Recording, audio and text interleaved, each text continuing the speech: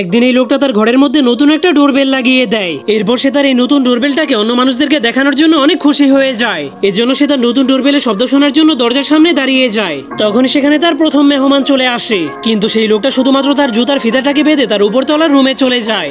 যার কারণে লোকটা অনেক মন খারাপ করে একটা চেয়ারের উপরে বসে অন্য একজন মানুষের আসার অপেক্ষা করতে শুরু করে। ঠিক তখনই একটা ছোট্ট মেয়ে খেলাধুলা করতে করতে তার দরজার সামনে চলে আসে। যা শোনার পর লোকটা আশা করছিল এখনই তার ডোরবেল বেজে উঠবে, কিন্তু ছোট্ট মেয়েটা তার বল দিয়ে খেলতে খেলতে সেখান থেকে চলে যাওয়ার কারণে লোকটার মনটা আরো বেশি খারাপ হয়ে যায়। এরপর 2 ঘন্টার চেয়েও বেশি সময় কেটে যায়। অবশেষে তার চিকন বন্ধু আসলেও সে সবসময়ের মতো দরজা ধাক্কাতে শুরু করে দেয়। আর নতুন ডোরবেলটাকে তো সে একদমই দেখেনি। তখন সে অনেকক্ষণ ধরে অপেক্ষা করার পরেও তার বন্ধু দরজা খুলে না, যার কারণে সে মনে করে তার বন্ধু টয়লেটে বসে বসে রিলস দেখছে। এজন্য সে সেখান থেকে চলে গেলে সেখানে একজন লোক তাকে চিঠি দেওয়ার জন্য চলে আসে। তখন সে আশা করছিল সেই লোকটা এবার ডোরবেল বাজাবে, কিন্তু সেই লোকটাও দরজা ধাক্কানোর কারণে লোকটার চেহারা অনেক রেগে লাল হয়ে যায়। এজন্য সে অনেক রেগে দরজাটাকে খুললেই সেই লোকটা তাকে তার গার্লফ্রেন্ডের পাঠানো চিঠি দিয়ে দেয়। যা পাওয়ার পর তার রাগটা কিছুটা কমে গেলে সেই লোকটা তার সাইন নিয়ে সেখান থেকে চলে যেতে শুরু করে। তখনই সে নিজের ভুল বুঝতে পেরে সেই লোকটার কাছ থেকে ক্ষমা চাওয়ার জন্য তাকে ডেকে এনে নিজের ডোরবেল দেখাতে শুরু করে দেয়। এরপর লোকটাকে বলে, আমি আমার দরজাটাকে বন্ধ করলেই দয়া করে আপনি আমার ডোরবেলটাকে বাজিয়ে দিন। কিন্তু সে দরজাটাকে বন্ধ করলেই সেই লোকটা সেখান থেকে চলে যায়। এজন্য লোকটার মনটা একদমই খারাপ হয়ে যায়।